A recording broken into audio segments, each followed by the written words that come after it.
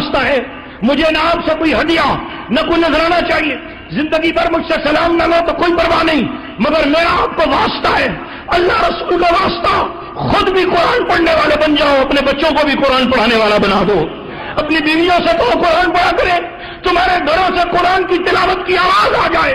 میں تہجد میں دعا کروں گا، اللہ جنہوں نے میرے کہنے سے قرآن کی تلاوت شروع کر دی ہے، مولا اگر میری دعا قبول کرتا ہے تو اللہ ان کو دنیا میں بھی سکھی فرما، آخرت میں بھی ان کو ہر سکھ عطا فرما، دنیا میں بھی چین عطا فرما، آخرت میں بھی چین عطا فرما، دنیا بھی پرسکون فرما، آخرت بھی پرسکون فرما۔ یہ انشاءاللہ تو کہہ دو کہ روزانہ انشاءاللہ قرآن مجید پڑھیں گے،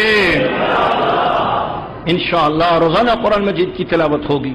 محبت والوں، ایک شخص فوت ہوا، اسے العالی المصنوع، گھڑے گھڑائے ہیرے، تراشے ہوئے ہیرے، یہ کتاب کا نام ہے العالی المصنوع۔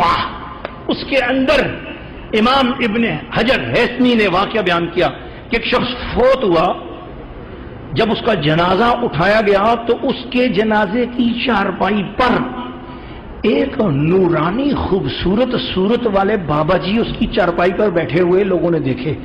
جنازہ کندھوں پر ہے اور پیچھے جو چلنے والے لوگ ہیں انہوں نے چارپائی کو دیکھا تو چارپائی پر ایک نورانی صورت والے بابا جی بیٹھے ہوئے۔ جنازہ نوجوان کا اور بابا جی، یہ بابا جی چارپائی پہ کیوں بیٹھے ہوئے ہیں؟ بڑی عرب لوگوں نے جب جا کر چارپائی نیچے رکھی جنازے کی تو بابا جی چارپائی پر نظر آ رہے ہیں۔ جب لوگ چارپائی کے نزدیک جاتے ہیں تو بابا جی غائب ہو جاتے ہیں، جب چارپائی سے تھوڑا سا دور ہٹتے ہیں تو وہ بابا جی نظر آتے ہیں۔ انہوں نے جس وقت قبر کے اندر ڈالنے کے لیے، دفنانے کے لیے اس نوجوان کی چارپائی سے چادر ہٹائی تو دیکھا وہ بابا جی اس کے ساتھ بھی لیٹے ہوئے ہیں۔ تو جب اس کی لاش کے ساتھ یا کفن میں لپٹی ہوئی لاش کو اٹھانا چاہا تو بابا جی غائب ہو گئے۔ انہوں نے جب قبر میں لٹایا تو بابا جی پھر اس کے ساتھ نظر آ رہے ہیں، سفید داڑھی اور چہرہ نورانی اور اتنی زبردست۔ بڑی حیرت ہوئی لوگوں کو۔ تو اس میں ایک نیک بندے تھے، آل رسول تھے، ان سے کہا گیا کہ آپ ذرا معلوم کریں یہ کیا حقیقت ہے، یہ اس طرح کا جنازہ ہم نے کبھی نہیں دیکھا، یہ کیا ہے معاملہ؟ انہوں نے جب غور سے دیکھا تو کشف کیا، سورہ العاقم التکاثر 40 بار پڑھی، اولا حدروشی پڑھ کر دعا کی، مولا اس کی حقیقت مجھ پر کھول دے۔ تو اللہ پاک نے اس بابا جی کی توجہ ان آل رسول کی طرف کر دی اور انہوں نے بتایا، اس آل رسول نے بتایا کہ یہ بزرگ جو ہیں مجھے ملے، اور انہوں نے جنازے میں شریک لوگوں کو بتایا کہ یہ جو بابا جی اس نوجوان کے ساتھ نورانی نظر آ رہے ہیں، یہ بابا جی کی صورت میں دراصل یہ اس بندے کا پڑھا ہوا قرآن ہے۔ یہ روزانہ سورہ ملک، سورہ یاسین، سورہ رحمان اور سورہ المزمل کی روزانہ تلاوت کرتا تھا، ان سے اس کو محبت تھی۔ اس نوجوان نے زندگی میں کبھی بھی ان صورتوں کی تلاوت چھوڑی نہیں۔ اب یہ صورتیں انسانی صورت بن کر اس کے پاس آ گئی ہیں تو گھبرا نہ، تیرے ہم دوست ہیں، قبر میں اور کوئی ہو یا نہ ہم تیرے ساتھ رہیں گی۔ اور انہوں نے بتایا کہ ہم تو جنت میں داخلے تک اس کے ساتھ ہوں گے۔ دوستو، تمہیں دوست چاہیے جو بے وفائی نہ کرے، تمہیں لیڈر چاہیے جو بے وفائی نہ کرے، تمہیں ایسا ہمسایہ چاہیے جو بے وفائی نہ کرے، تمہیں چاہیے وفادار بندہ، آؤ قرآن سے دوستی کر لو، یہ تم سے بہت بڑی وفا کرے گی۔ تفسیر رقیہ کے شروع میں ماشاءاللہ اسٹال پر موجود ہے، حاصل کر لیجئے گا۔ تفسیر رقیہ کے شروع میں سورہ فاتحہ کی تفسیر میں ایک واقعہ ماجی سرکار کی تفسیر میں وہ واقعہ موجود ہے کہ لاہور میں دریا راوی کے پل کے ساتھ ایک علاقہ ہے، اس کا نام ہے فرخ آباد۔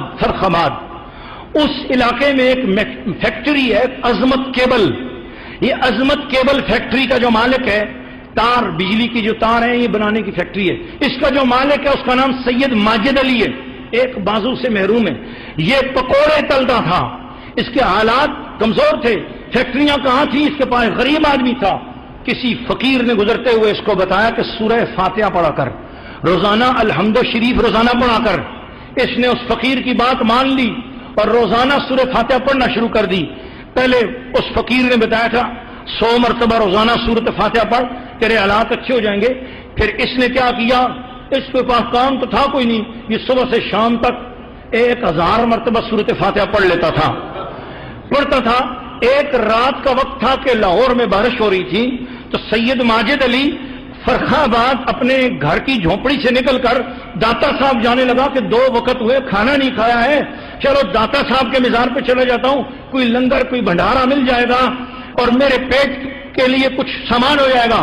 اس خیال سے دریائے راوی کے پل پہ چڑھا، سامنے سے ایک بڑی خوبصورت بزرگ آ رہے تھے، وہ اس کو ملے، انہوں نے کہا جا واپس جا، آج کے بعد تیری مراد پوری ہو گئی، اب تو فیکٹریوں کا مالک ہو جائے گا۔ اب وہ فرخ آباد کے اندر کئی گلیوں کا مالک ہے، کئی فیکٹریوں کا مالک ہے۔ اس نے ان بابا جی سے پوچھا، بابا جی آپ میرا مقدر بدلنے آئے، آپ ہیں کون؟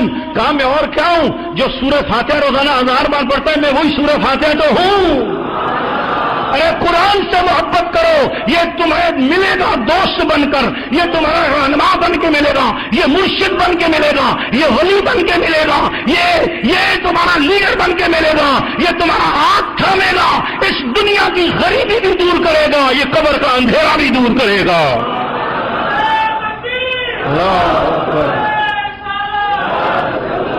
علامہ اقبال کے اس شعر پر اپنی گفتگو کا اختتام کرتے ہوئے 2 ضروری اعلانات کروں گا۔ جو باہر حضرات کھڑے ان سے درخواست یہ ہے کہ سائیڈوں پر سیڑھیاں بنی ہوئی ہیں، مسجد کے اوپر چھت میں بھی جگہ ہے، آپ وہاں پر تشریف لے جائیں تاکہ سنتیں ادا کرنے میں بھی آپ کو پرابلم نہ ہو اور جماعت میں آپ کو پورا ثواب، خطبے میں پورا ثواب نصیب ہو سکے۔ اور محبت والوں، پیار والوں، علامہ اقبال نے کہا کہ گر تمہیں خواہی مسلمان زیستن نیست ممکن جز بقرآن زیستن۔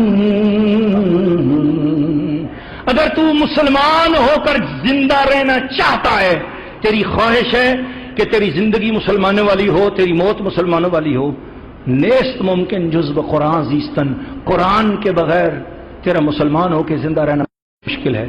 سمجھو، سمجھاؤ، قرآن کو ترجمے سے پڑھو، قرآن روزانہ اپنے گھر میں پڑھو، یہ بڑا وفا ہے، قرآن وفا کرتا ہے۔ آج ہمارے لیے حضور کی ایک ہی نشانی ہے یار، ہمارے گھروں میں اگر کوئی نشانی حضور کی دیکھنا چاہتے ہو تو وہ قرآن ہے، قرآن ہے۔ حضور سے باتوں کا نام ہے کہ محمد سے وفا تو نے تو ہم تیرے ہیں، یہ جہاں چیز ہے کیا لوہو